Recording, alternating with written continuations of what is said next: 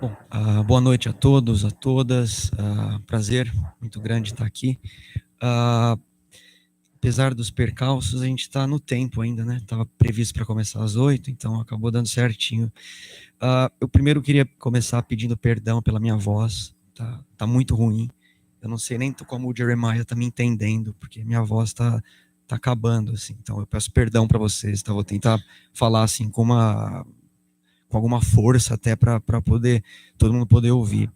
Se por acaso aí no fundo ficar muito complicado o som, vocês podem falar também que a gente tenta dar um jeito aqui de aumentar o volume.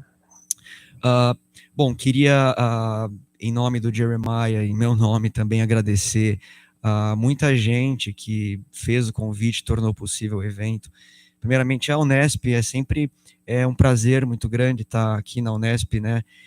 Uma parte significativas, não principal da minha formação daqui da universidade, então poder retornar aqui no campus, principalmente, é sempre muito produtivo.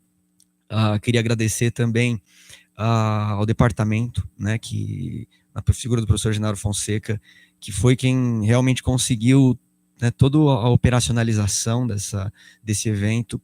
Queria agradecer muitíssimo a professora Vânia Martino pelo suporte. Queria agradecer muitíssimo também a professora Alexandre pela paciência e pela oportunidade, pelo projeto, né, de tocar o CIPEDS, que é um seminário internacional do Programa de Pós-Graduação em Planejamento e Análise de Políticas Públicas, que vem acontecendo já com uma certa frequência, de 2 em 2 anos, e nesse ano a gente está abrindo a 3ª edição do CIPEDS, com um convidado, né, um grande colega meu, que é o Jeremiah Morlock, do Boston College, nos Estados Unidos. E quando a professora Vânia, o professor Alexandre falaram um pouco do tema do CIPEDS, do evento, né, de uma forma geral, eu imediatamente lembrei do Jeremiah, né? O problema era que o evento era mais curto e a gente teria que fazer uma operacionalização de modo que a pessoa viesse no sentido de ela chega um dia e no outro dia praticamente tem que sair.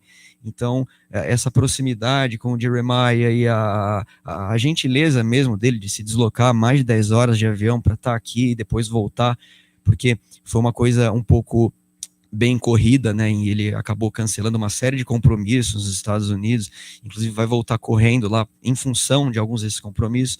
Então, tudo isso foi possível graças a essa organização, além, é claro, do pessoal da equipe acadêmica, que são os pesquisadores, os mestrandos, as mestrandas do programa, que colocam de pé, né, o auditório para a gente poder discutir esses temas. Então, feitas essas observações iniciais, eu queria destacar rapidamente o porquê, né, de ter convidado o Jeremiah para estar aqui e a gente discutir essas questões. Aconteceu, foi realmente aí um feliz acaso, né? O CIPEDS queria, de alguma maneira, né, mobilizar algumas discussões nesse sentido, nesse ano, e exatamente nesse ano o Jeremiah está organizando um volume, né, bastante significativo de trabalhos, que vai ser publicado na semana que vem, inclusive, né, 1, 2 semanas na Inglaterra, pela Universidade de Westminster, né? E é um trabalho que conta, ele vai falar um pouquinho, né, do livro e tal, é um livro que conta com pesquisadores de diversas regiões do planeta, principalmente Europa e as Américas, né? E nesse livro, ao lado do Jeremiah, eu escrevi um trecho, um longo capítulo, nós escrevemos, né, resumindo um pouco das nossas pesquisas nos últimos 3 anos, né, em 2, 3 anos que a gente vem trabalhando sobre essas temáticas.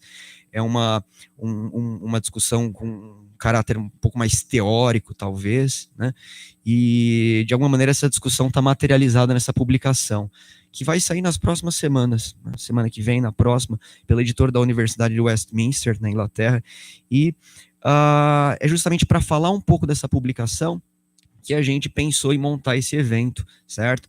Então, o Jeremiah, ele vai falar em inglês, né? E eu vou fazendo a tradução simultânea à medida que a palestra avança. Depois eu queria complementar com algumas coisas que a gente preparou em conjunto. como ele vai falar também daqui a pouco, o que a gente preparou aqui vai virar um outro livro, inclusive, né? Vai virar um livrinho dessa vez, não um livrão como esse, um livro menor, que vai sair no ano que vem, na Espanha, e a gente aproveita essa discussão, inclusive, para discutir com vocês, pesquisadores e pesquisadoras, e poder incrementar algumas coisas, né, que vêm incomodando nossos trabalhos conjuntos de pesquisa sobre essas temáticas. Enfim, agora, antes de passar a mesma palavra para o Jeremiah, é importante a gente agradecer, eu estava até conversando com ele ali na fileira, agradecer muitíssimo a editora da Universidade de Westminster, na figura do nosso publisher, o editor, né, o Andrew Lockett, que ele permitiu que nós trouxéssemos uma discussão que ainda não foi publicada, que vai sair daqui 1-2 semanas, para o público. Então, de alguma maneira, se o lançamento oficial do livro ainda vai ocorrer, esse é uma espécie de um pré-lançamento, né, vamos dizer assim, e é uma responsabilidade muito grande, porque a gente vai falar no nome de todos esses autores aí que estão elencados de alguma forma nessa publicação.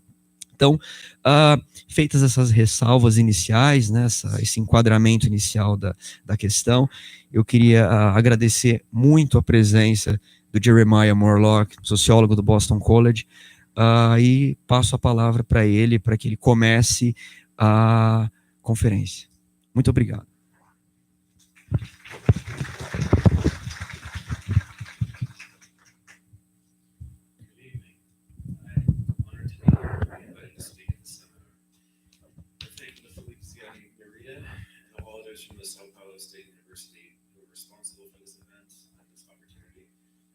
Talks that Philippe and I give tonight represent our ongoing collaborative work on critical theory and authoritarian populism, especially regarding social and political changes in Latin America.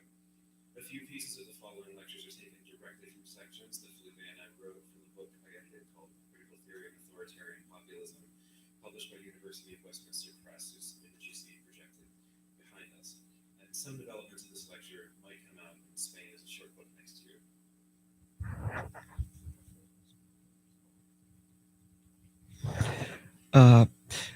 Boa noite, eu vou traduzindo, certo? Estou honrado aqui de estar aqui e de ter sido convidado a falar nesse seminário. Sou grato ao Felipe Ziotti Narita e aos outros pesquisadores da Unesp pela organização do evento e pela oportunidade.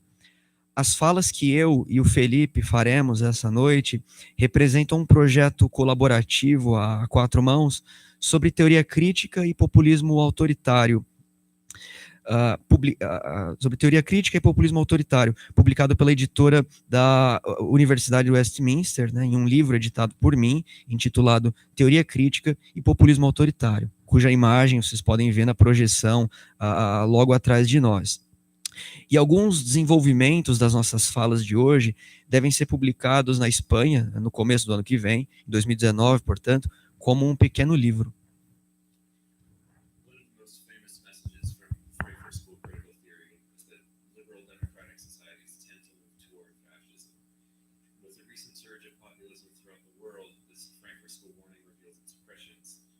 There's much more than this, a wealth of insights pertinent to authoritarian and populist trends is contained in their writings.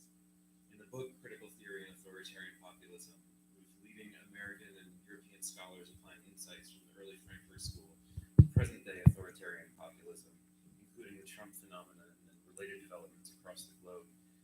The chapters are arranged into 3 sections exploring different aspects of the topic of authoritarian populism, theoretical perspectives on it, historical foundations of it, and manifestations of it on social media. Altogether, the volume explores the vital political, psychological, and anthropological theories of early Frankfurt School thinkers and how their insights can be applied now amidst the insecurities and confusions of 21st century life. Uma das mensagens mais famosas da teoria crítica da Escola de Frankfurt é que as sociedades liberais e democráticas tendem a caminhar no sentido do fascismo.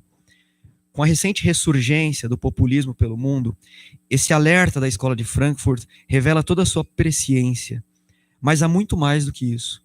Uma riqueza de ideias referentes ao autoritarismo e às tendências populistas está contida naqueles textos. No livro Teoria Crítica e Populismo Autoritário, pesquisadores de destaque da Europa e das Américas desenvolvem algumas ideias das primeiras gerações da Escola de Frankfurt para o populismo autoritário contemporâneo, incluindo Trump e outros fenômenos pelo planeta. Os capítulos são organizados em 3 seções, explorando diferentes aspectos ligados ao populismo autoritário. São eles: perspectivas teóricas, fundamentos históricos e manifestações pelas mídias sociais. Enfim, o livro explora as vibrantes teorias políticas, psicológicas e antropológicas dos pensadores das primeiras gerações da Escola de Frankfurt e como suas ideias podem ser aplicadas hoje em meio às inseguranças e confusões da vida no século XXI. Chapter of Critical Theory and Authoritarian Populism, authored by Felipe Zioni-Bria himself, deals explicitly with this transnational dimension of the problem. We bring Jürgen Habermas and Emmanuel Wallerstein into conversation, applying their ideas to populisms outside of the global core. We argue Habermas' earlier ideas from the structural transformation of the public sphere and the theory of communicative action can be usefully applied to populism, yet they would benefit by being paired with Wallerstein's world systems analysis. Together, they can offer a comprehensive perspective on how populist movements take shape within modernizing nations, rooted in the life world, yet instigated and shaped within a changing global division of labor, as well as economic development and urbanization. This can be especially useful for understanding populism's rising in semi-peripheral areas, such as in Latin America. We apply the Habermas-Wallerstein pairing to several movements in Latin American history. O capítulo do livro Teoria Crítica e Populismo Autoritário, assinado por Felipe Ziotti-Narita e por mim, lida explicitamente com essa dimensão transnacional do problema.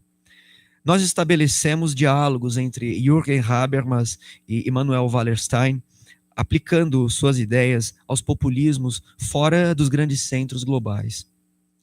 Nosso argumento é que as teses do Habermas de a transformação estrutural da esfera pública e teoria da ação comunicativa podem ser muito bem aplicadas à análise do populismo, sendo muito beneficiadas quando colocadas ao lado da análise do sistema mundo de Wallerstein.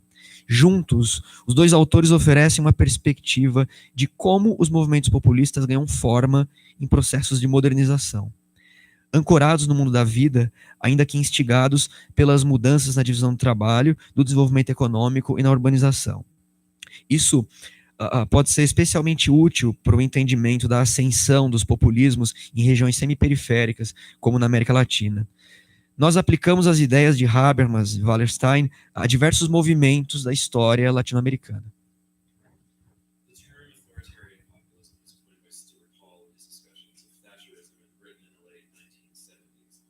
One of the main theoretical implications of Stuart Hall's notion of authoritarian populism is how authoritarianism can rise within populist movements through electoral mechanisms of Western democracies. As a kind of zeitdiagnose, Hall was looking to the shift towards Thatcherism in Britain, which implied an understanding of populism as a combination between neoliberal politics and strong nationalist rhetoric. And the main structure of this concept of authoritarian populism has been somewhat present and has been debated by scholars in recent years in order to grasp Brexit and Trump and the rise of right-wing populism in Western Europe and in the United States. O termo populismo autoritário foi criado por Stuart Hall em suas discussões sobre o thatcherismo na Grã-Bretanha no final dos anos 70. Uma das implicações teóricas da noção de Stuart Hall é como o autoritarismo pode emergir de movimentos populistas a partir de mecanismos eleitorais nas democracias ocidentais. Como uma espécie de diagnóstico de época, Hall olhava para a ruptura thatcherista, implicando o entendimento do populismo como uma combinação entre política neoliberal e forte retórica nacionalista. E a estrutura principal do conceito de populismo autoritário tem estado presente e vem sendo debatida por pesquisadores nos últimos anos, a fim de oferecer quadros para a compreensão do Brexit, de Trump e da ascensão do populismo de direita na Europa Ocidental e nos Estados Unidos. In more general terms, inclusive of but not subsumed by Hall's use of the term authoritarian populism refers to authoritarian varieties of populism, or the sites where populism and authoritarianism connect. The term populism is highly contested. Sometimes we apply it to the right, and sometimes we apply it to the left. Sometimes we use it as an insult to signify reaction, and sometimes we use it in a positive sense, characterizing a social movement as democratizing. Some claim that it's just an analytically empty term used for slander.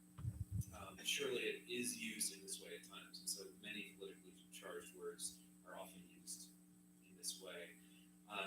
Yet in these terms, I'd argue that the instability of populism's meaning is no different in kind from the problem of instability with meaning in all language that post-structuralist theorists such as Jacques Derrida already pointed out several decades ago.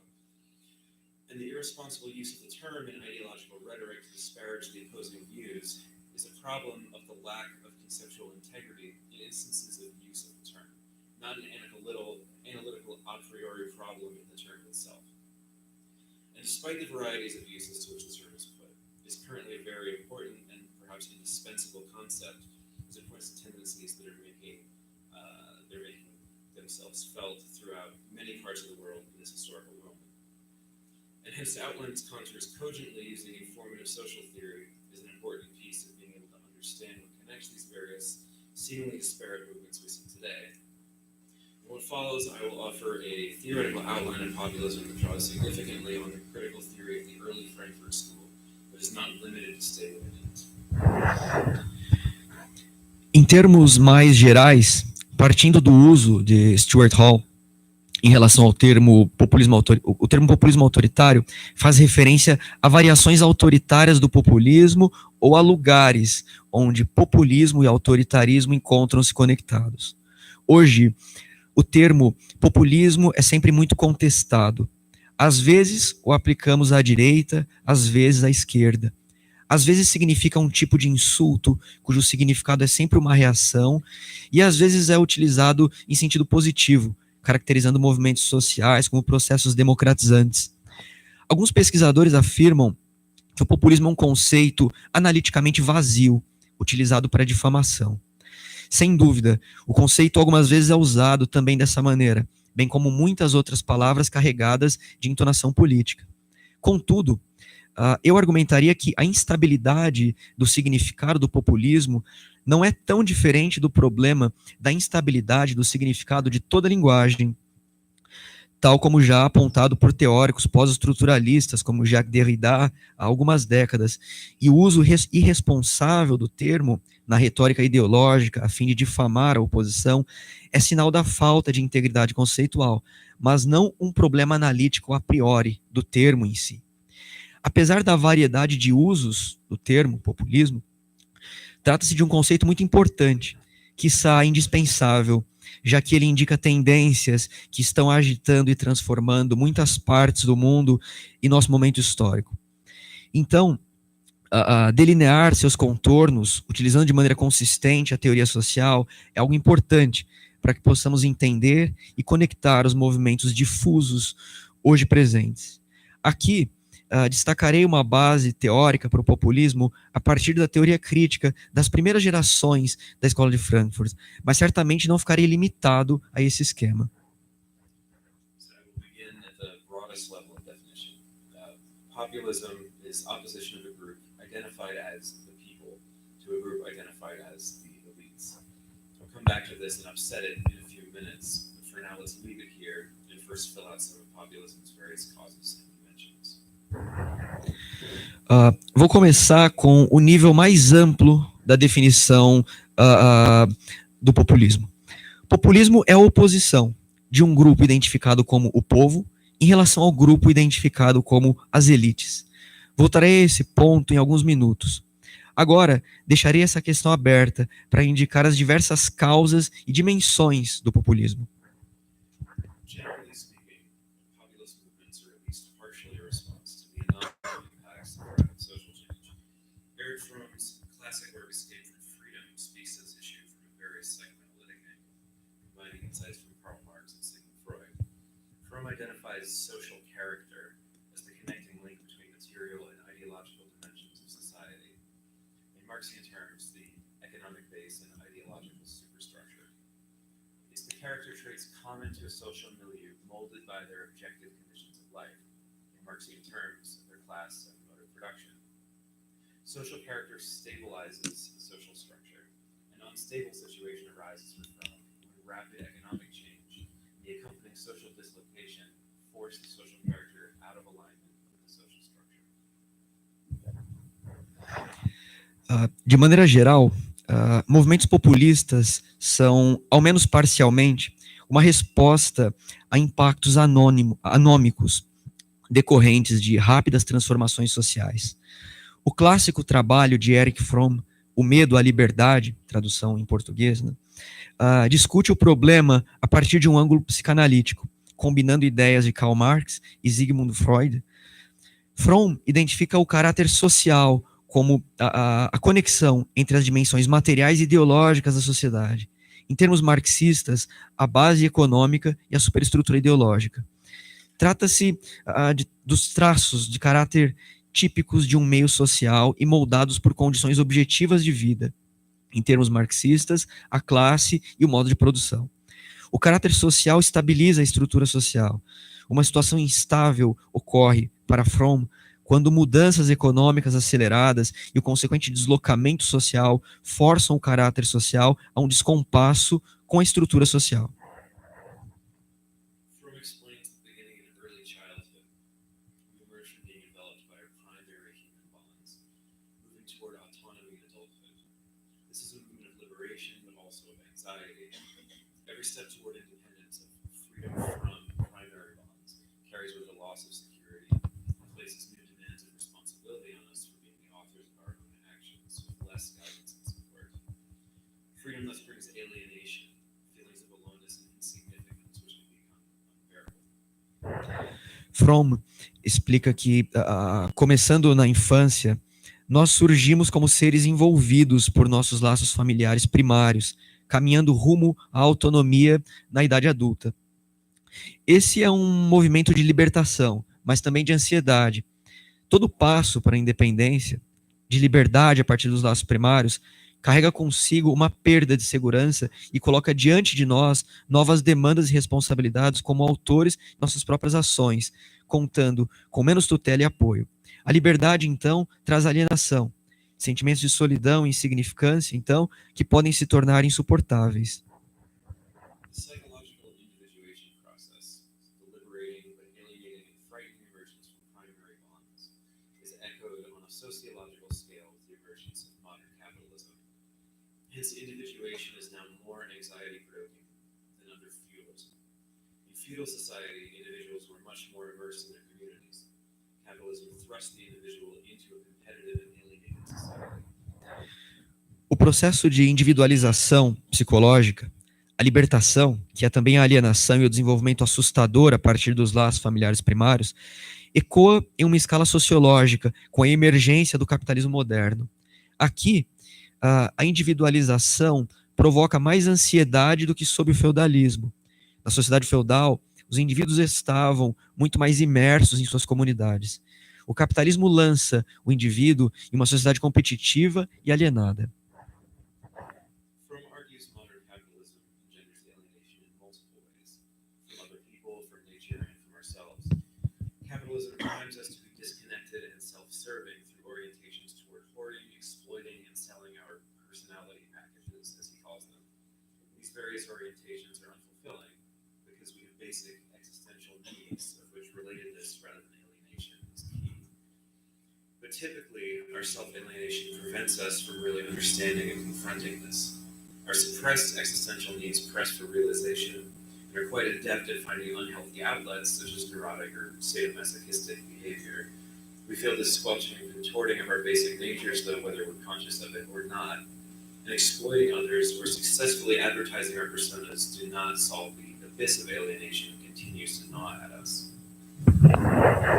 Fromm argumenta que o capitalismo moderno engendra alienação de muitas formas, em relação a outras pessoas, em relação à natureza, em relação a nós mesmos. O capitalismo favorece que fiquemos desconectados e autointeressados por meio de orientações destinadas à propaganda, à exploração e à venda de nossos pacotes de personalidade.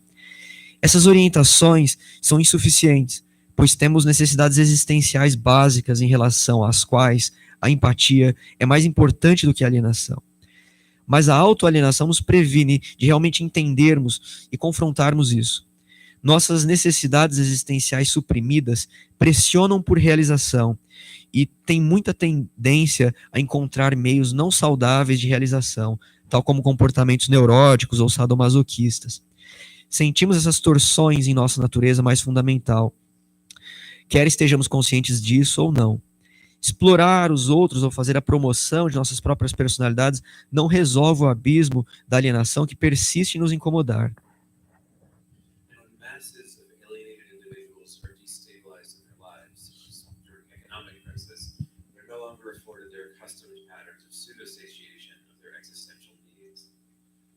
The likelihood increases that they will seek gratification and security and retreat to secondary substitutes for primary bonds, constructed in groups with strong internal identity and explicit purpose.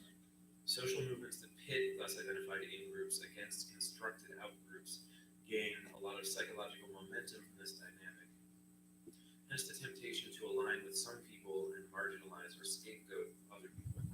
Of particular concern for Fromm was the tendency for alienated persons to seek what he called symbiosis, meaning connection through loss of self into another person, collective, or cause, through sadistic domination or masochistic submission. Positing that sadistic and masochistic tendencies stem from the same deep dynamic of striving for symbiosis, he framed them as belonging to a general character type which he referred to interchangeably as the sadomasochistic character and the authoritarian character.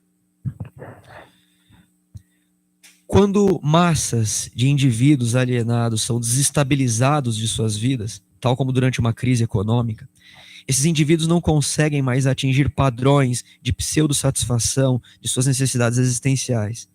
Nesses momentos, cresce a probabilidade de que indivíduos busquem satisfação e segurança em retornar a substitutos secundários para os laços primários, construídos em grupo, com forte identidade interna e propósitos explícitos.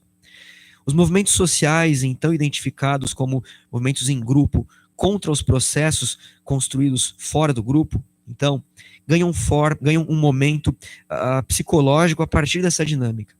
Daí a tentação de alinhamento a algumas pessoas e a marginalização ou culpabilização de outras. Para Fromm, era particularmente interessante a tendência de pessoas alienadas a buscar o que ele chamava de simbiose, implicando uma conexão a partir da experiência de perda de si mesmo junto a outra pessoa ou coletivo através da dominação sádica ou da submissão masoquista.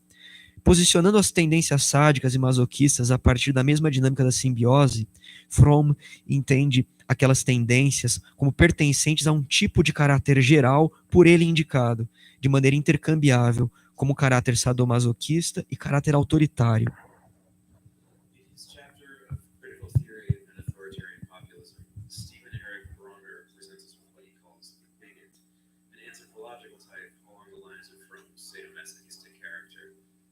Brunner identifies capitalist modernity as underlying the bigot's emergence and colorfully exposes Western bigot psychology. In the Western past, women's rights and tolerance of diversity were minimal, and much prejudice and inequality was as common and normalized as to be invisible, or at least unarticulated as problematic.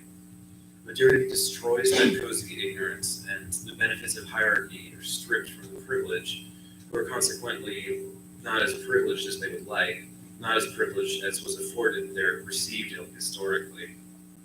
Modernity also erodes family, small-town community, and a lot of tradition. The bigot wants to halt these erosions and retreat back to old ways which seem more solid.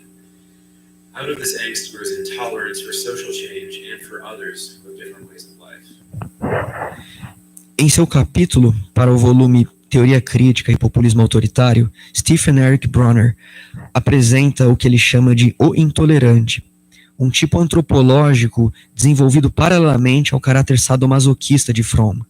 Brunner identifica a modernidade capitalista como subjacente à emergência do intolerante e sugestivamente expõe a psicologia ocidental do intolerante. No passado do Ocidente, os direitos das mulheres e a tolerância à diversidade eram mínimos, de modo que muito preconceito e muita desigualdade eram tão comuns e normalizados que ficavam invisíveis ou ao menos não eram pensados como questões problemáticas. A modernidade destrói essa confortável ignorância e os benefícios advindos da hierarquia são retirados dos privilegiados, que consequentemente passam a não ser tão privilegiados quanto gostariam de ser. A modernidade também erode a família, as pequenas comunidades e a tradição. O intolerante quer interromper essa dissolução e retornar a antigos modos que parecem mais sólidos. A partir dessa angústia, cresce a intolerância em relação à mudança social e em relação aos outros que trazem diferentes modos de vida. Craig Calhoun describes populism as when a population becomes dispossessed and rises up to reclaim the stability, centrality, and dignity they believe should be theirs as the people of a particular nation. Hence, it is a defensive uprising, a movement of discontent and reaction, and should not be assumed to involve a well-reasoned program for moving forward. According to Frankfurt School critical theorists Theodor Adorno, Neil Lowenthal, and Norbert Guterman, lack of clear goals is typical of fascist propaganda. This is because these movements do not appeal to rational argument, but to reactionary fervor. Hence, fascist propaganda is directed toward the emotional matrix that Fromm talks about.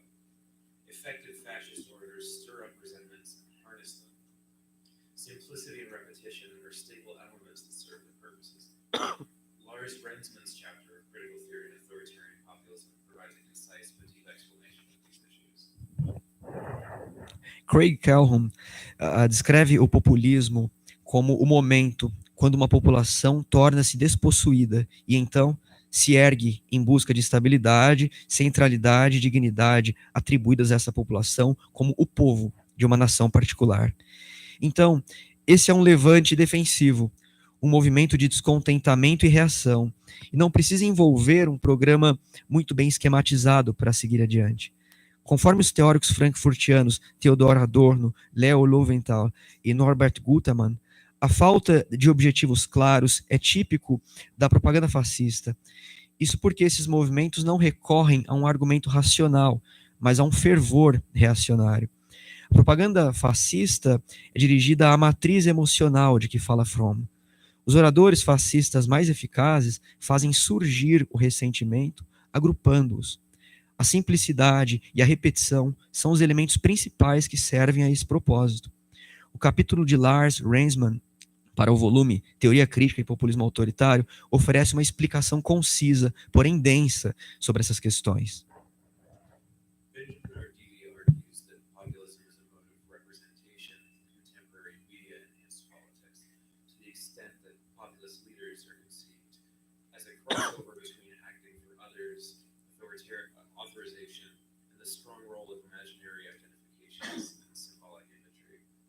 If leaders claim to speak in the name of the people and to use ordinary language, a dramaturgical dimension of politics underlies this process of naming the people as a collective actor.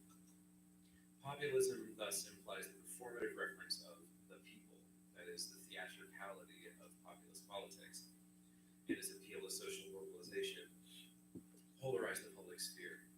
Lowenthal, Guterman, and Adorno describe the theme of the charismatic fascist leader posing as the great little man, meaning one who is simultaneously omnipotent and a regular average member of the people.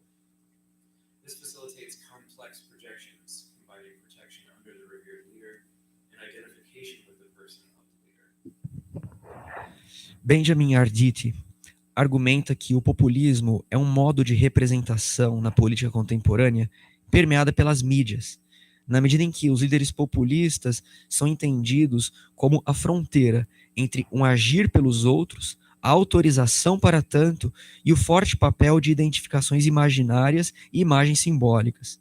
Se os líderes reivindicam falar em nome do povo e usam uma linguagem rasteira, uma dimensão dramatúrgica da política subjaz a esse processo de nomeação do povo como um ator coletivo. O populismo, portanto, implica uma referência performativa ao povo, ou seja, uma teatralização da política populista, e seu apelo à mobilização social polariza a esfera pública. Löwenthal, Gutermann e Adorno descrevem o tema do líder fascista, carismático, a partir da imagem do pequeno grande homem, em referência àquele que parece simultaneamente onipotente e um membro comum do povo. Isso facilita a combinação de projeções complexas, envolvendo a proteção sob o líder venerado e a identificação entre a pessoa e o líder. This identification and personalization help to solidify the devotion of the mass following and work as palliative against the alienation and anxiety of modern life, from described as fueling the search for secondary and group ties. This psychodynamic can be capitalized upon further with an ideology of unity and authenticity, in opposition to the impersonality and bureaucratic machinations that modernization engenders. The notion of leader and following as authentic unity can be used as justification for overriding or dismantling the checks and balances of democratic procedures that can be long and, in especially divided societies, ineffective for producing large changes quickly. Thus, once a populist leader comes to power, their own decisionism, the sway of their own dictates without the requirement of explanation to convince or of rational justification, can rise to increasing influence. This dynamic of decisionism was discussed by early Frankfurt School theorists Herbert Marcuse, Otto Kirchheimer, and Franz Neumann.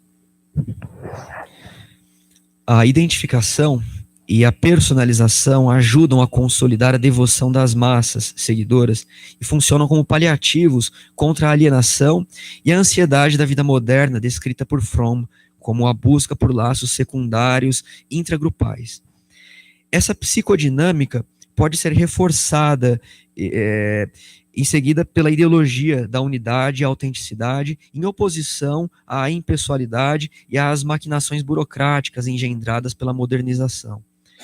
A noção do líder e da unidade autêntica podem ser usadas como justificativas para sobrepujar ou desfazer os procedimentos democráticos de pesos e contrapesos, que podem ser demorados e, especialmente em sociedades divididas, sem efetividade para a produção de mudanças amplas em curto período de tempo.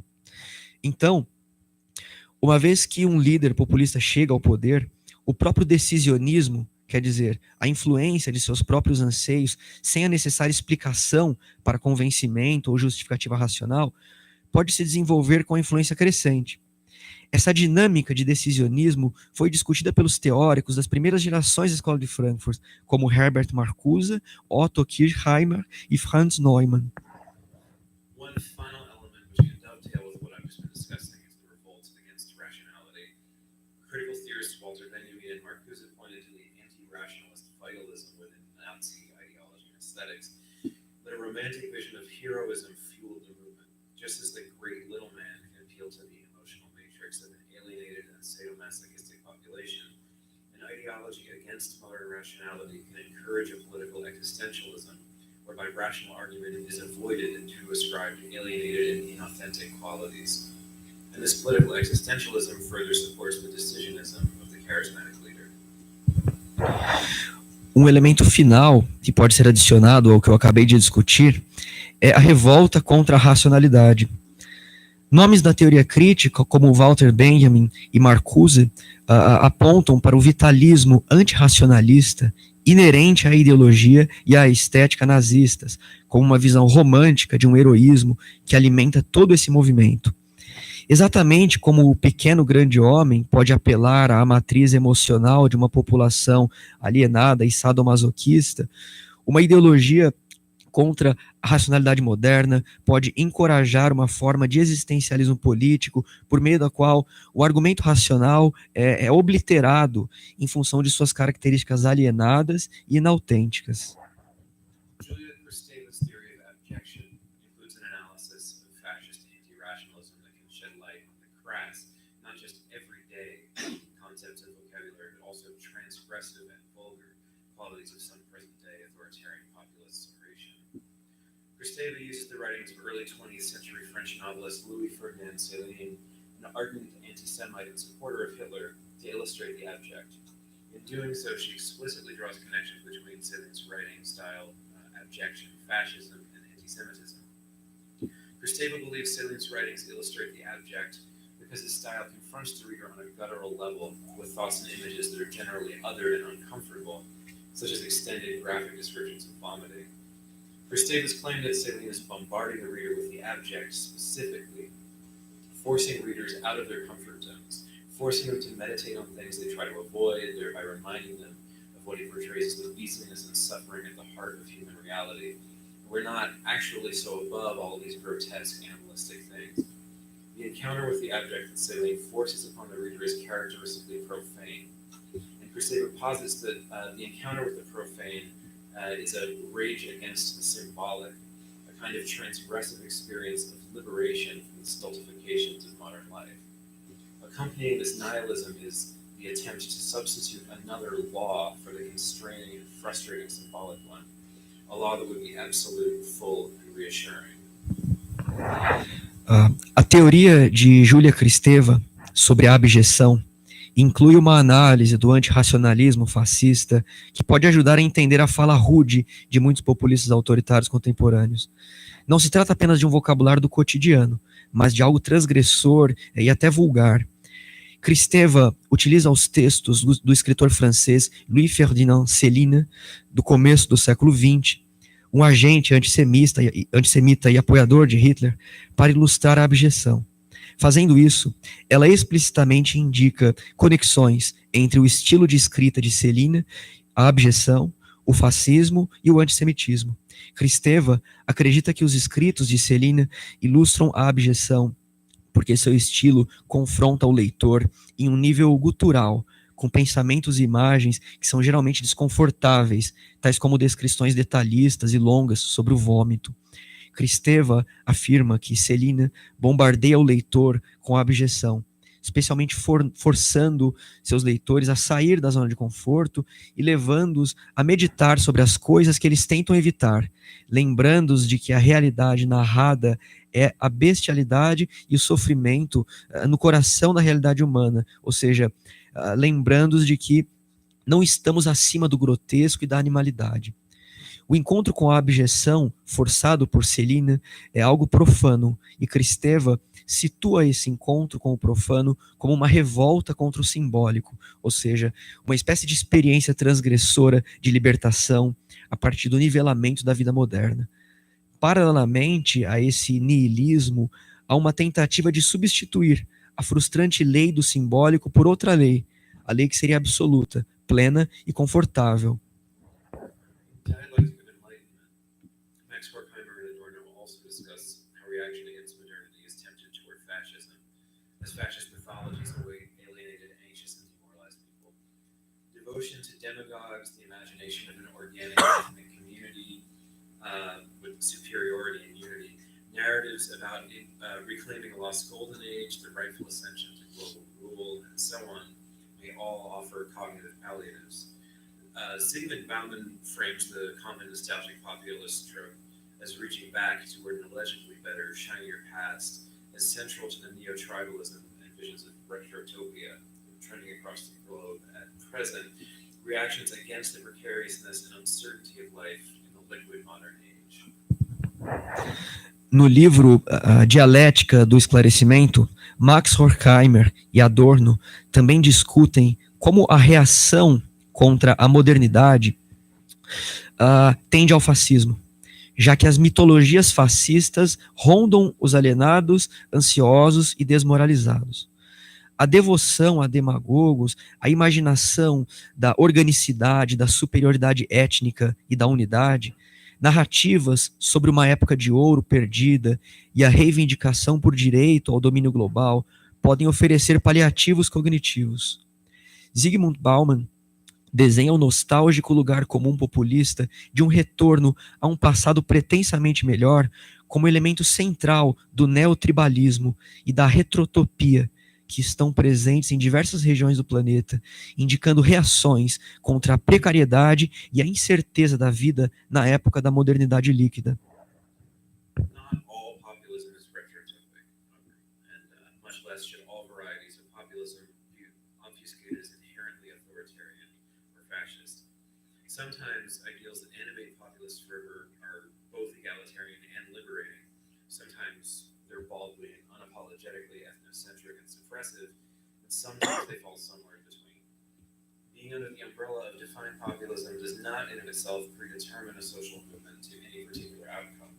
And we emphasize that even populist movements that are driven toward humanistic causes share the dangerous potential to slip in authoritarian directions. Nem todos os populismos são retrotópicos, e nem todas as variedades de populismo devem ser confundidas como tendências inerentemente autoritárias ou fascistas. Às vezes, os ideais que animam o fervor populista são igualitaristas e libertadores, às vezes sem muita empolgação e sem necessariamente algum remorso etnocêntrico, e às vezes ficam entre um meio termo entre essas tendências. Estar sob o guarda-chuva do populismo não determina um movimento social a uma destinação particular. Contudo, nós enfatizamos que mesmo movimentos populistas dirigidos a causas humanistas partilham um potencial perigoso de deslize ao autoritarismo.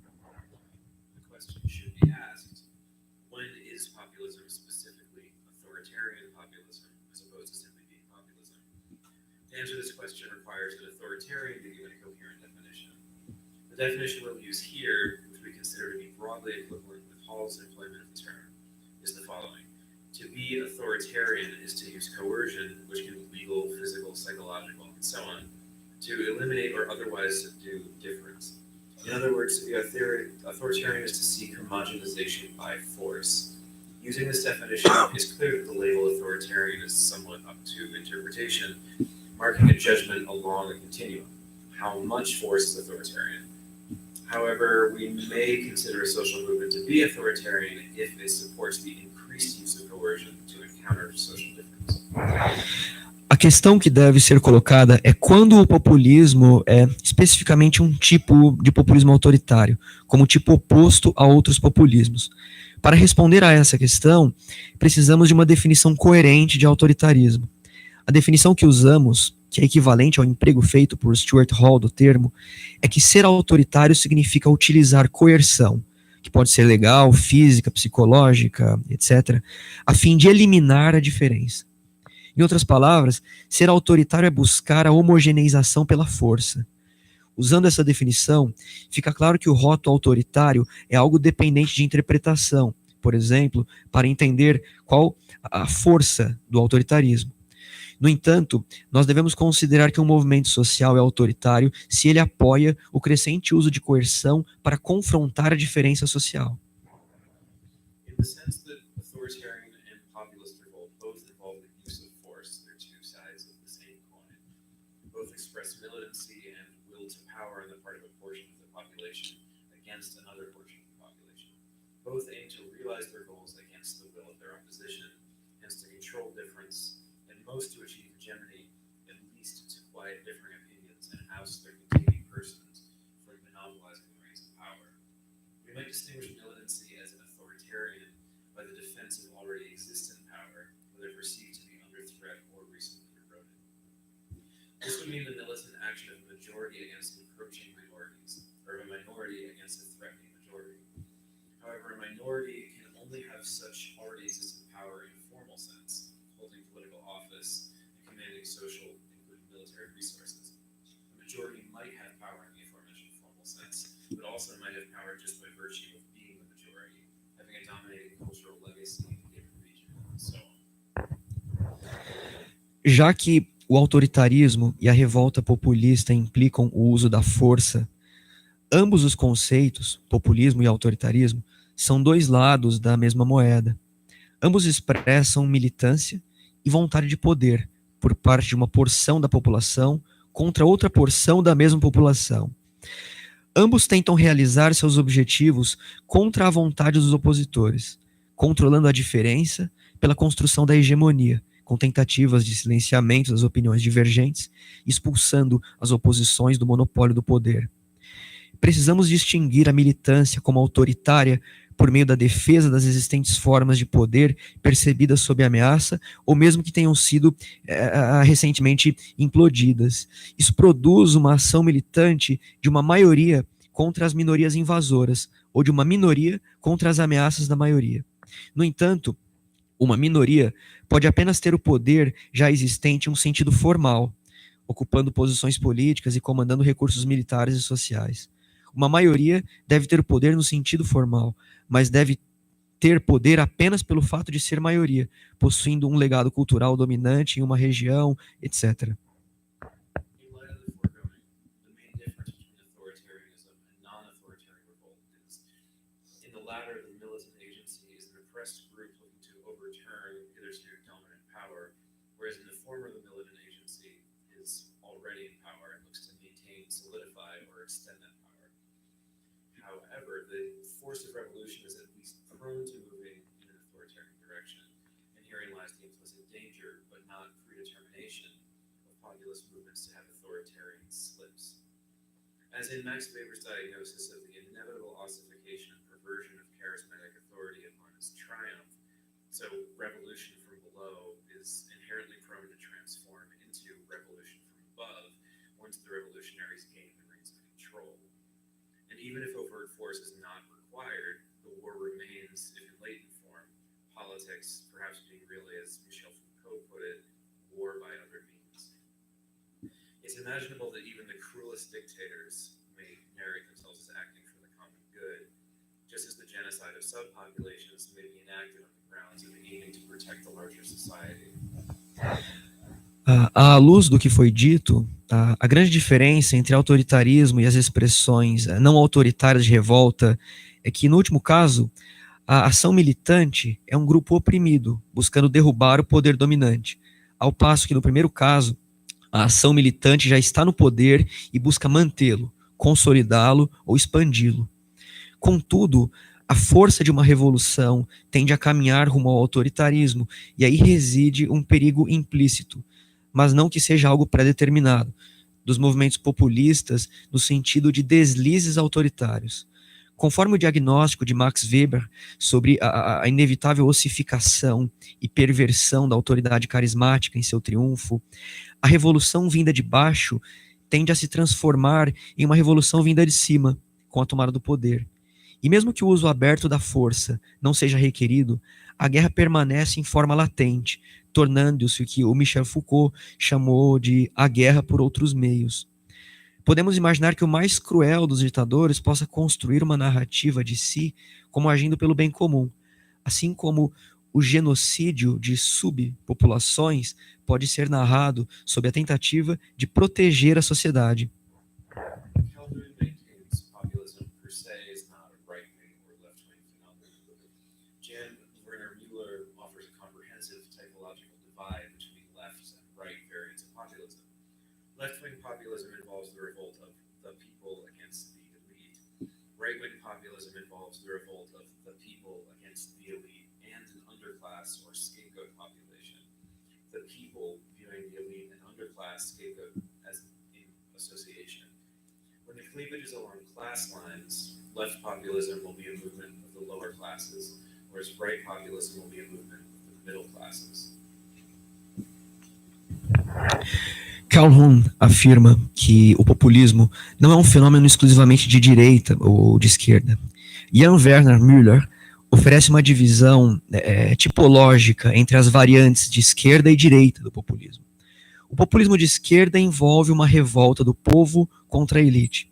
O populismo de direita significa uma revolta do povo contra a elite e uma subpopulação anatemizada, com o povo associando a elite e a subpopulação, se associando, né, a elite e a subpopulação. Quando a clivagem ocorre conforme classes, o populismo de esquerda é um movimento de classes mais populares, ao passo que o populismo de direita é um movimento de classes médias.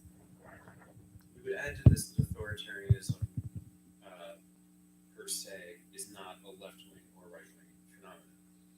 And yet, here we'll go out on a proverbial limb and suggest the distinction. Right-wing populism is authoritarian by definition, whereas left-wing populism may or may not be authoritarian. To put it differently, right-wing populism is authoritarian on the surface, whereas left-wing populism may turn to authoritarianism behind its own back or by default, etc. The reason for this is that if we use Müller's distinction between left-wing and right-wing populism is about the defense and fortification of class already occupying a position of relative privilege in society, whereas left-wing populism is not. When militancy is aroused to protect a privileged class against, at least partially, an underprivileged class, is by our definition authoritarian. Adicionaríamos a isso que o autoritarismo também não é um fenômeno de direita ou de esquerda. E aqui assumimos o risco de uma definição. O populismo de direita é autoritário por definição, ao passo que o populismo de esquerda pode ou não ser autoritário. Para colocar as coisas em termos diferentes, o populismo de direita é autoritário em sua apresentação, ao passo que o populismo de esquerda pode se tornar autoritário em seu contrapé ou em função de suas falhas. A razão para que o populismo de esquerda possa se tornar... A razão para isso, se insistirmos na distinção entre populismo de esquerda e de direita, de Jan Werner Müller, é que o populismo de direita é a defesa e a fortificação de posições de classe já privilegiadas na sociedade, ao passo que o populismo de esquerda, não. Quando a militância é estimulada a proteger privilégios de classe contra classes menos privilegiadas, segundo nossa definição, temos o autoritarismo. In Habermasian terms, we argue that two movements are intertwined in the constitution of populism: an alienation of system life worlds and the problem of the representation of subgroups in the public sphere. Manifesting populist narratives, the people must be offended against antagonisms from one, the other, or both directions, defended against the colonization of the life world by systems rationality, and defended against the intrusion of alleged outside peoples. The people are pitted against the elites and their political economic order, or against ethnic others. And of course, both directions can and often are narratively fused, as in the notion that the degradations from systems rationality are promulgated by, or at least on behalf of, a subpopulation of ethnic others. In this way, a minority ethnic group can be scapegoated as the cause of the rationalization of society. Em termos habermasianos, argumentamos que dois movimentos estão interligados na constituição do populismo: uma alienação do sistema e do mundo da vida e o problema da representação de subgrupos na esfera pública. Presente nas narrativas populistas, o povo deve ser defendido contra os antagonismos de várias direções, defendido contra a colonização do mundo da vida pela racionalidade do sistema e defendido contra a intrusão dos que aparentemente estariam por fora. O povo é jogado contra as elites e a ordem político-econômica ou contra a alteridade étnica. E as duas direções podem, geralmente são, fundidas em uma mesma narrativa, tal como a ideia de que as degradações provocadas pela racionalidade do sistema operam em nome de uma subpopulação ou da alteridade étnica. Assim, uma minoria étnica pode ser acusada de causar toda essa racionalização da sociedade. In closing, I emphasize that to properly understand populism as a singular concept, its overall ambivalence needs to be understood. Populism comes in multiple varieties and is not a priori authoritarian. The symbolic integration of the people and the participatory imaginary can give voice to subaltern populations. This is remarkable in left-wing populism, yet there's always the danger of authoritarian slips. Neo-tribalism, social polarization, and reified conceptions of we the people, which implicitly feed the rise of autocratic forms of rule, the potential in any populist movement. These tend to be given especially direct articulation and support in the far-right variations. This social dilemma is at the heart of the reflections on contemporary democracy as a fractured horizon for our political imagination. Thank you. Para fechar, enfatizo que, a fim de compreender o populismo como um conceito singular, devemos entender sua ambivalência. O populismo aparece em múltiplas formas e não é, em si, autoritário. A integração simbólica do povo e o imaginário de participação pode dar voz à população subalternas. Essa característica é típica do populismo de esquerda. Contudo, há sempre o risco dos deslizes autoritários. O neotribalismo, a polarização social e as concepções reificadas de nós, o povo, que implicitamente alimentam a ascensão de formas de domínio autocrático, são potenciais em qualquer movimento populista. Essas marcas tendem a encontrar articulação e apoio mais direto no populismo de direita.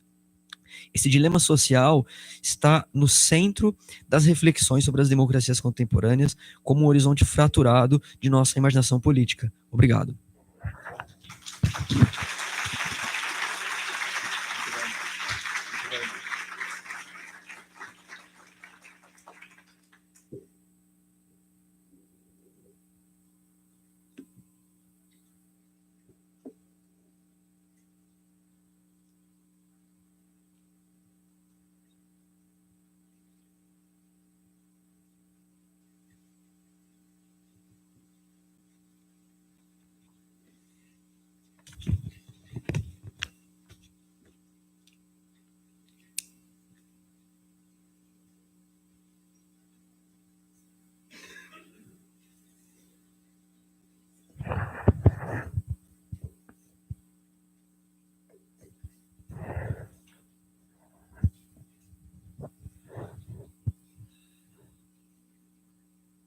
Bom, dando continuidade, então, às nossas falas, né, a segunda parte que ficou sobre minha incumbência. Primeiro, reiterando, né, meus boas noites a todos e a todas, e reforçando novamente os agradecimentos à equipe toda que permitiu isso, e faltou só um pequeno detalhe que permitiu o lançamento dessa publicação no Brasil, né, porque é a primeira vez que a gente está falando desse texto no Brasil. Bom, em uma série de artigos publicados em 2017, a teórica Nancy Fraser afirmou que o nosso momento político, especialmente com a ascensão das extremas direitas, expressa o fim do neoliberalismo progressista. Durante as últimas 2 ou 3 décadas, a expansão das estruturas de mercado e a financiarização estiveram integradas a um forte substrato cultural ligado ao que podemos chamar de uma agenda progressista, baseada no pluralismo institucional, no multiculturalismo, nos direitos das minorias, etc. Esse diagnóstico, claro, ele deve ser tomado com muita cautela, uma vez que exclusão social, violência física e simbólica e as diversas formas de preconceito, né, jamais foram abruptamente varridas das democracias liberais. As pesquisas de Loïc Wacquin, Margit Meyer, Kees Konings, Dirk Kruijt e Ariana Bover demonstram exaustivamente isso. No entanto, meu argumento é que, sob o discurso triunfalista das democracias liberais, na realização dos direitos sociais e o culto das liberdades individuais, havia uma espécie de consenso hegemônico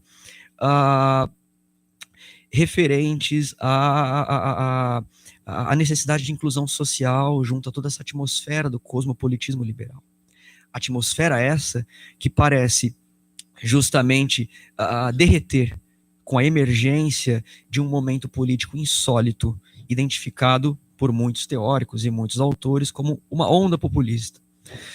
Nos últimos anos, a bibliografia acadêmica sobre populismo cresceu consideravelmente. À luz do Brexit, Trump, dos problemas no paraíso sonhado pela União Europeia, dos recentes eventos nas Filipinas, da crise democrática na América Latina, tanto em governos de esquerda, como é o caso venezuelano, quanto em contextos de ascensão da extrema-direita. À luz de todos esses eventos, movimentos populistas parecem emergir em todos os lugares. O cientista político Benjamin Moffat fala de uma ascensão global do populismo, e sob o rótulo de momento populista, de um levante global populista, da ascensão do populismo global. Inclusive, há algumas semanas, quando nós conversávamos com algumas jornalistas espanholas sobre o livro, elas falavam justamente de um populismo internacional. Então, a partir de todos esses diagnósticos, muitos acadêmicos e analistas políticos tentam captar fenômenos políticos diferentes usando o mesmo rótulo, a fim de evitar o risco de que falemos de coisas diferentes usando a mesma palavra. É importante esclarecer, né, o que nós, Jeremiah e eu, estamos identificando como o populismo, bem como suas principais características. Na minha fala, portanto, gostaria de destacar os tópicos centrais desenvolvidos pelo Jeremiah e por mim em nossa pesquisa recém-publicada, né, em formato de livro na Inglaterra. Muitas pessoas, como o Jeremiah argumentou, defendem que o populismo peca pela ausência de uma definição mais clara do que se trata o termo, ou de que seria um termo político atribuído a qualquer um com quem a gente não concorda, né? Ou seja, como se o populismo operasse como uma espécie de retórica política e fosse reduzido a um artefato para culpar oponentes por serem mentirosos ou apresentarem soluções rasteiras apenas para a satisfação das massas. Então, conforme esse uso mais difundido, talvez vulgar do termo, cuja pervasividade é notável no jargão jornalístico e mesmo nas discussões cotidianas, o populismo geralmente é mobilizado para fazer referência a uma espécie de manipulação ou a construção de uma realidade inconsistente, emoldurada por esquemas retóricos. Por outro lado, há muitos teóricos do político, na esteira de Cristóbal Kaltwasser, Grigoris Marcoux, Spiros Sofos, Chantal Mouffe, para ficar apenas em alguns nomes mais recentes, há muitas pesquisas propondo esquemas teóricos a fim de esclarecer um pouco os termos do debate.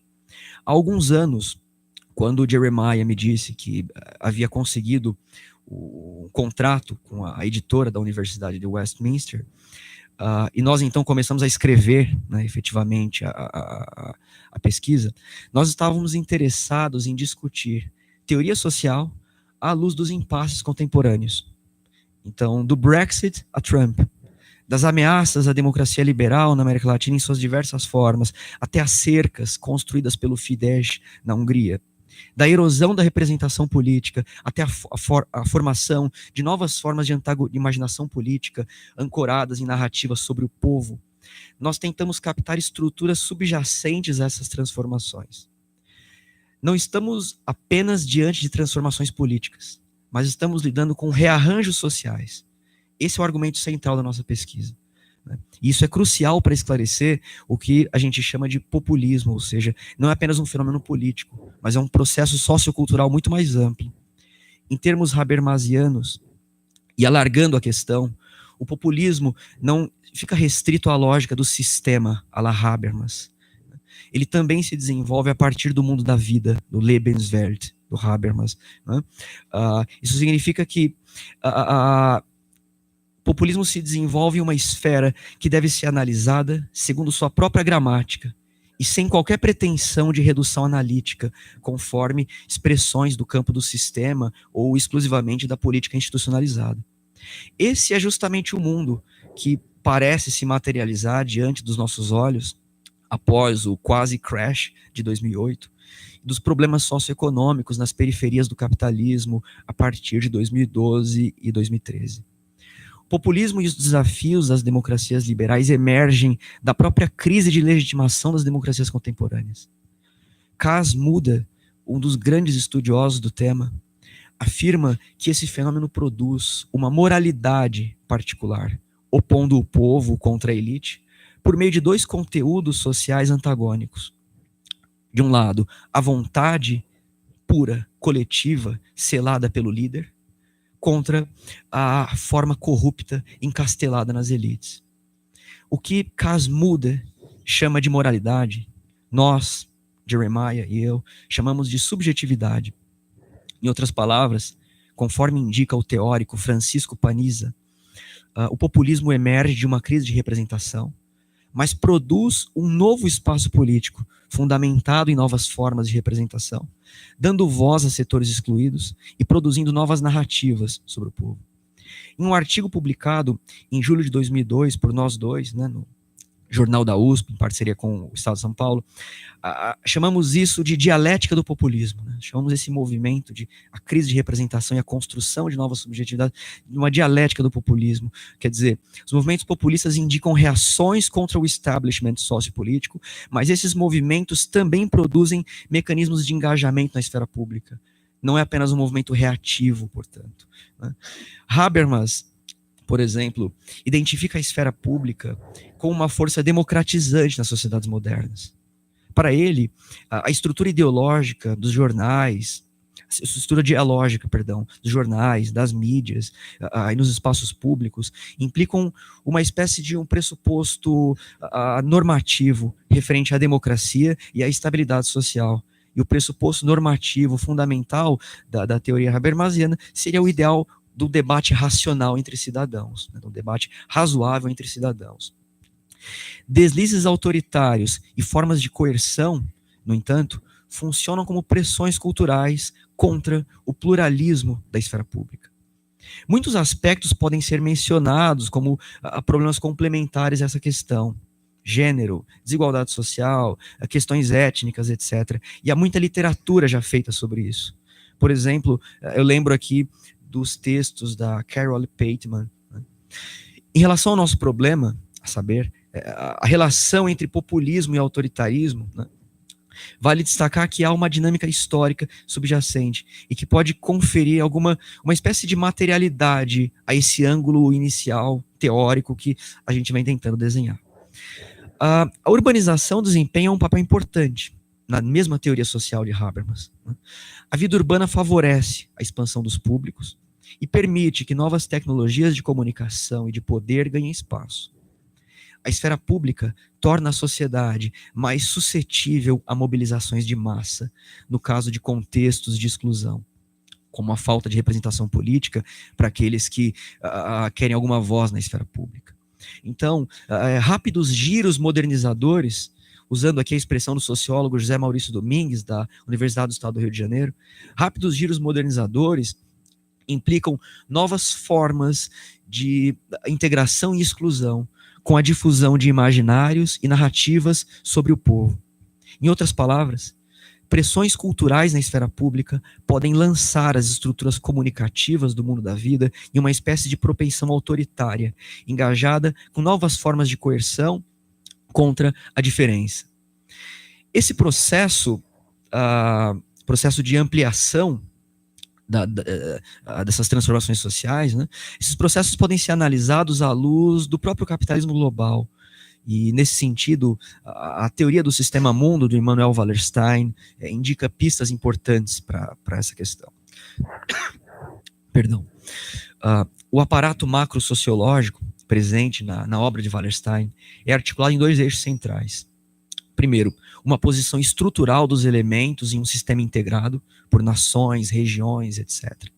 E, em segundo lugar, uma dinâmica histórica referente à formação do próprio sistema social.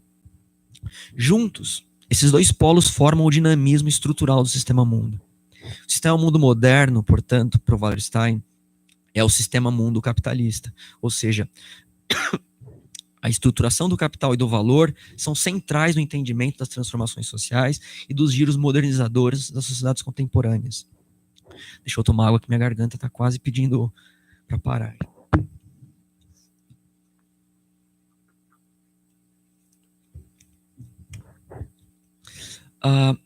Uma vez que o mercado não é visto como uma instância confinada em um Estado nacional, mas ele é parte de um mercado mundial integrado, a integração socioeconômica é baseada em três eixos, né? Divisão do trabalho, lucro e troca de mercadorias, o que implica rearranjos sociais dependendo da posição estrutural de cada unidade regional, né, nacional, regional, no sistema mundo, movido pela acumulação indefinida do capital.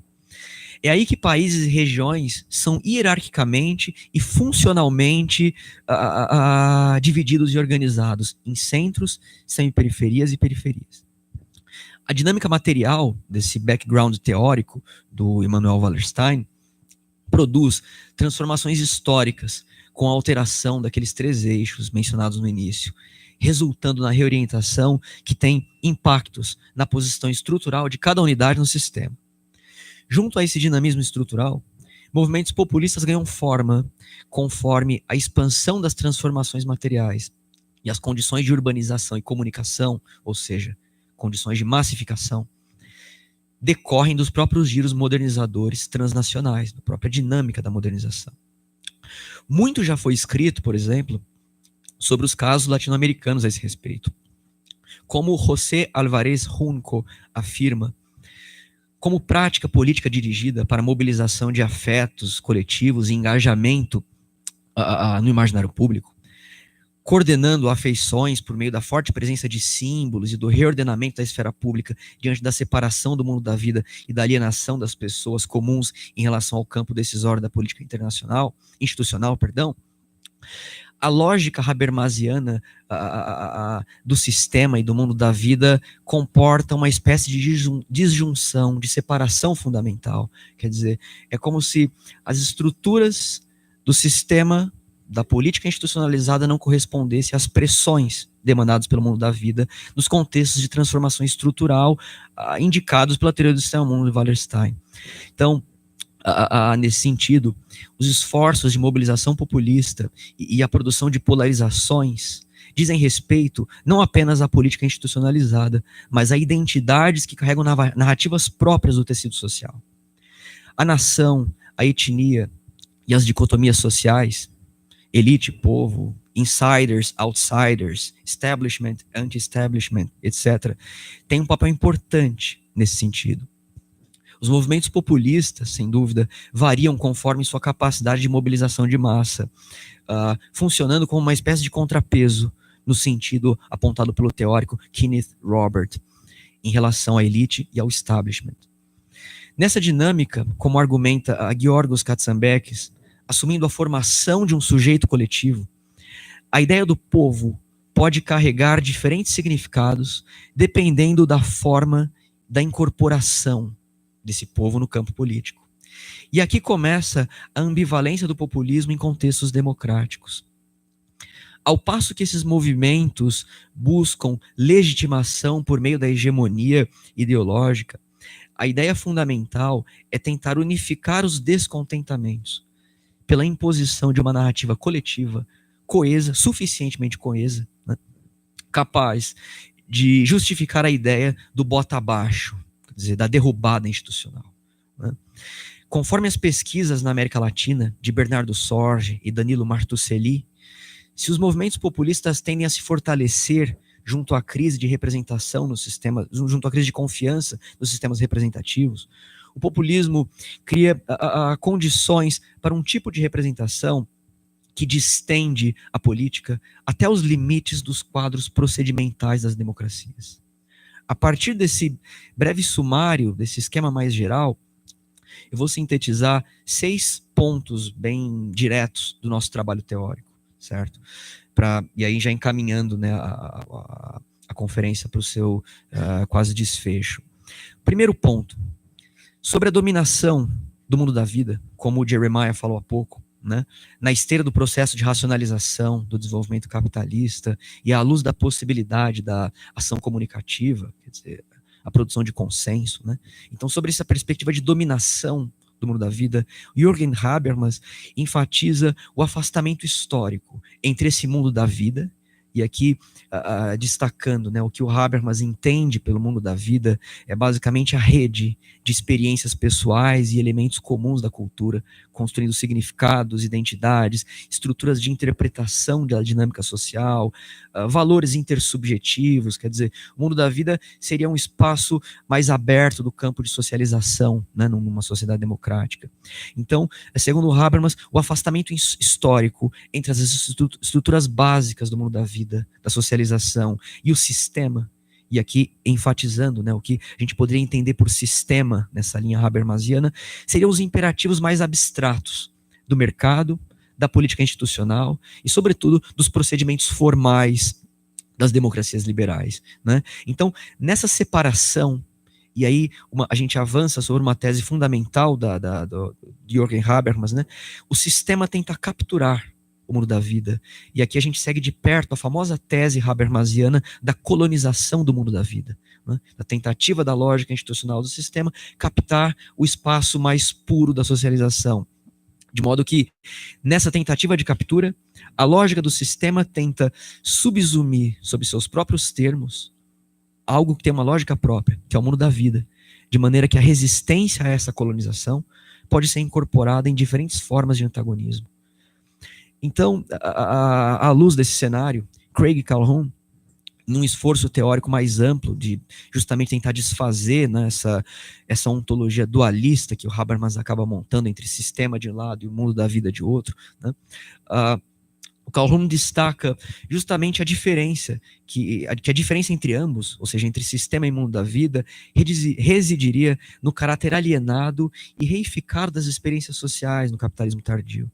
de modo que o movimento fundamental dessa cisão entre sistema e mundo da vida implicaria uma crescente separação entre aquilo que aparece abstrato, distante e objetivo no sistema, de um lado, e de outro lado, a lógica mais orgânica, a lógica mais pessoal, quer dizer, mais produtiva dessas estruturas de socialização do mundo da vida. Articulando tudo isso em termos políticos, a experiência das pessoas comuns de alienação em relação à institucionalidade do sistema e as elites a ele diretamente vinculadas é baseada em uma percepção de que a lógica institucional parece que legisla em causa própria. Quer dizer, o que nos interessa derivar disso é que a reificação das narrativas sobre o povo produz a ideologia e o esforço imaginário de uma tomada de assalto do campo institucional, a fim de forçar uma conexão entre política institucional e a ideia de pureza do povo a partir do mundo da vida. Então, avançando a partir desse primeiro tópico, eu queria destacar um segundo momento igualmente fundamental a partir dessa tentativa de correção, de cisão, e a gente acredita que movimentos populistas tendem justamente a reatar esses polos que pareciam distantes, cindidos. Um segundo ponto é que, como uma espécie de face de Janus, aquele Deus com duas faces, os movimentos populistas produzem uma dupla polarização. De um lado, um processo interno, pelo qual o povo e sua incorporação na figura do líder tentam atacar uma elite imaginada, e essa reificação baseada nas diferentes modalidades do nós, como diz um teórico chamado Benjamin Arditi, é a própria base da ideologia do anti-establishment. Mesmo quando a liderança política populista é parte do establishment, ainda que um nome menor, de menor repercussão nesse establishment, e tal como é possível perceber em sistemas políticos consolidados pelo planeta, inclusive na América Latina, e é justamente por isso que se trata de uma ideologia anti-establishment, porque muitos líderes que apregoam a ideologia anti-establishment são do establishment, ainda que um nome não, vamos dizer assim, do mainstream, do que seria o establishment político. Por outro lado, para além dessa polarização interna, a categoria do povo, existe uma redução da pluralidade social a dois polos praticamente irredutíveis: nós, eles. E a grande questão é tentar depreender a lógica social que essa polarização carrega. Quer dizer, ela carrega significados externos, ou seja, não produz apenas diferenças e nuances internas ao critério do povo, mas produz a ideia de uma narrativa identitária baseada na homogeneidade da nação, também contra o estrangeiro. E aqui, os trabalhos de Attila Antal e Stefan Pogani, dois pesquisadores húngaros, são particularmente relevantes, porque essa agenda nativista ou neotribalista pode facilmente avançar rumo ao campo da xenofobia, e é especialmente tangível no caso de fortes pressões socioculturais, como no caso dos países pós-socialistas, Hungria e Polônia, onde a crise de refugiados e de imigrantes é também uma crise da ideia de povo e de seu conteúdo. Daí a figura, por exemplo, de Viktor Orbán, com tanta força na política húngara e causando discussões muito acaloradas na União Europeia. A partir desse ponto, uma terceira questão importante a ser destacada é a seguinte: quando Jeremiah menciona a teoria da abjeção da Júlia Kristeva, à luz da ascensão do antirracionalismo e da posição rasteira e grosseira de lideranças populistas contra a diferença, esse argumento nos conduz a uma questão importante, que é a ascensão do anti-intelectualismo. A crise de representação não é apenas uma crise de representação do sistema político. Trata-se também de uma crise de confiança nas instituições, que, de algum modo, incorporam o establishment, sejam elas as universidades, os intelectuais, os partidos, a mídia mainstream. Nesse cenário, com o terrível poder, o terrível e fantástico ao mesmo tempo, poder de disseminação das redes sociais, aplicativos e a presença maciça de fake news em processos eleitorais pelo mundo todo, e da ascensão da retórica dos alternative effects, para lembrar a fala de uma conselheira do governo dos Estados Unidos em 2017, diante dessas disseminações, as portas para todo tipo de revisionismo estão abertas, à luz da generalizada desconfiança institucional.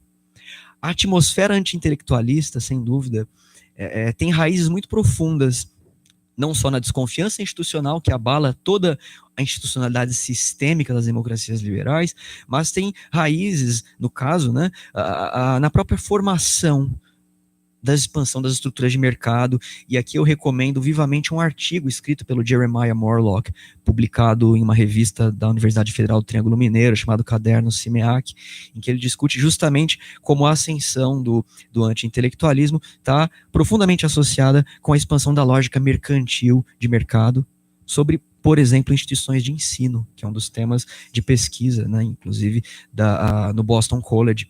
E é um texto muito interessante em que o Jeremiah dialoga com Wendy Brown, né, uma grande teórica norte-americana, e acho que é um texto que aponta muitas coisas nesse sentido.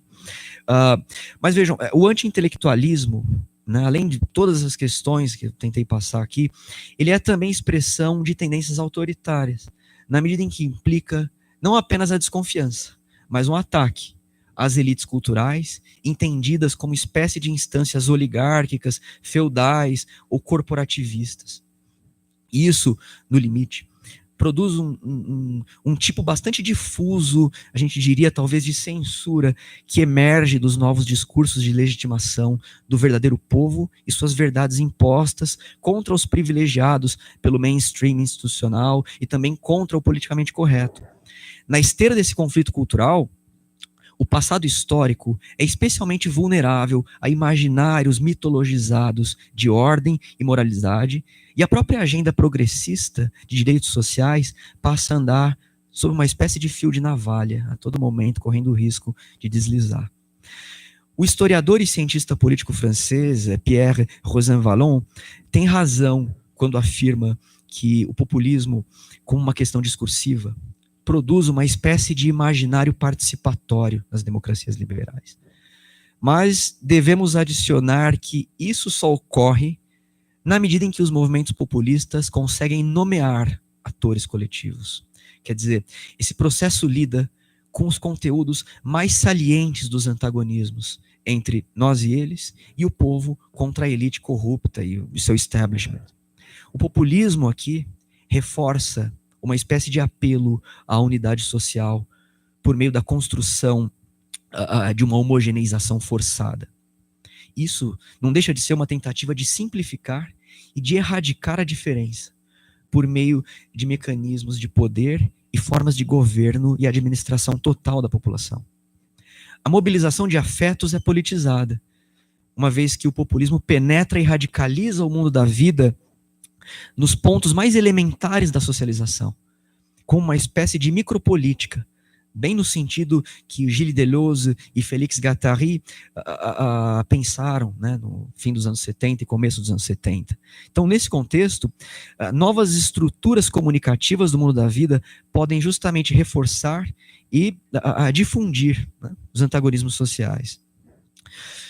Um quinto ponto, derivado dessa expansão e dessa lógica de disseminação, ou dessa micropolítica, né, desses afetos, dessa polarização que é bastante visível nas sociedades modernas.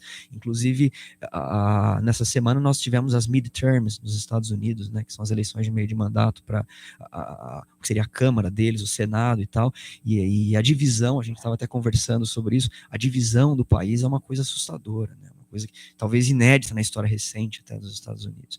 Fechando parênteses, toda essa atmosfera, essa divisão operada, né, pela ascensão da retórica populista, dos movimentos, no século XX e no século XXI, necessariamente deve tomar como pressuposto uma discussão dos meios de comunicação. Ainda mais na época em que o acesso aos meios é muito mais fácil do que há 3 ou 4 décadas. Quer dizer, se no século XX a propaganda e os meios de comunicação de massa eram cruciais na politização da esfera política e inauguraram a nossa era da política, né, diante do espetáculo das massas, no século XXI, as redes sociais, como o Twitter, o Facebook e o WhatsApp, desempenham um papel central para o entendimento do populismo. E por diversas razões. As mídias sociais e o digital não são apenas meios, né? Esse é um ponto a ser destacado. Não são apenas meios. Antes, as redes sociais e o digital são elementos, são instrumentos de politização da esfera pública, do mundo da vida, né? Por meio dos quais o espetáculo ele é construído. E o espetáculo aqui tem uma conotação não apenas estética, mas política. Né? A produção da política hoje também é a produção do espetáculo, daquilo que choca, seja da atmosfera de ataques, por exemplo, de fake news, que se espalham com uma velocidade assustadora, ou da própria representação de líderes na esfera pública.